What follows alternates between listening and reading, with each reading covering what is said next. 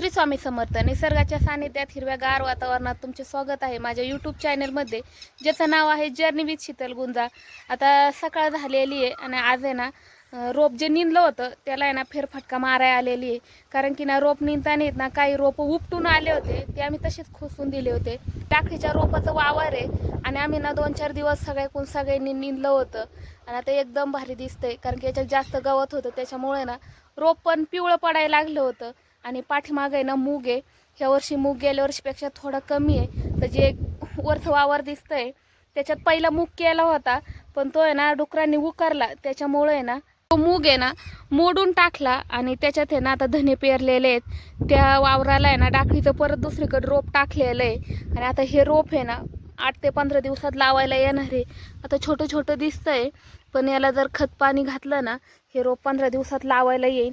पण दिसत नव्हतं, एवढं गवत झालेलं होतं आणि आम्ही सगळ्यांनी निंदलं. तुम्हाला आहेत ना माझ्या सासूबाई साखरबाई यांचे व्हिडिओ पण पाहण्याकरता भेटन. आता माझ्या मागं आहे ना जो पक्ष्याचा आवाज येतोय ना त्याचं नाव नाही मला माहिती काय आहे, पण असे चू चू पक्षी करतात, कावळे चिमण्या असो. आणि अजून एक पावशा आहे, ह्या पक्ष्याचं नाव आहे. तो पक्षी आहे ना शेतकऱ्यासाठी वरदान म्हटलं तरी चालेल. तो त्याच्या आवाजातून असं सांगतो की पेरणी करून घ्या, पेरणी करून घ्या. चला आता मी तुम्हाला त्याचा आवाज ऐकवते कसा आहे.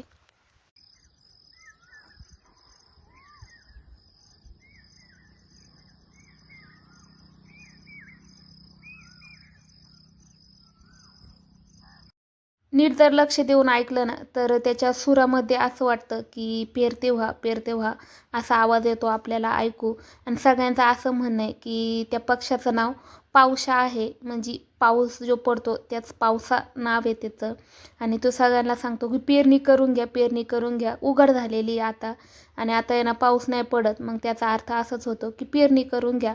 आता ज्या आमच्या सासूबाई आहेत, आम्ही 2-4 दिवस रोप निंदलं संगत, ते आहेत ना आज येणींवर आढांगणे घेणार आहेत. सांडली लापशी येईन बाईच्या बेबीची इजात पाणी आपशी. येईन बाई म्हणले असं येऊन 5-6 झाला. मला येत होते ग लई, पण ध्यानात राहत नाही बाई आता बाया काय नाही बाबा. ते काही साधे आडांगी बनायच्या काय, आता तर येईनी राग राग का जाते निघून. पहिले येईनी स्वसित होत्या, आता काय नाही मॉडेलचे. आताच्या येईनी रुसत्यान. काय बाई बोलण्याची बरोबर. खाली सापार बर्गर त्याला दिले 3 थर, ते नाही बराबर. काय बाई बोलण्याची बोळी, ढ्याकणाला पोळी. काय बोलण्याचं बसाळ, टेरीला घोसाळ.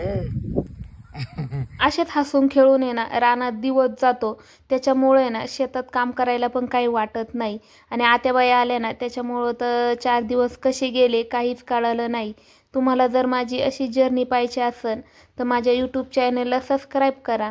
जर माझे व्हिडिओ आवडत असेल तर लाईक करत जा. श्री स्वामी समर्थ.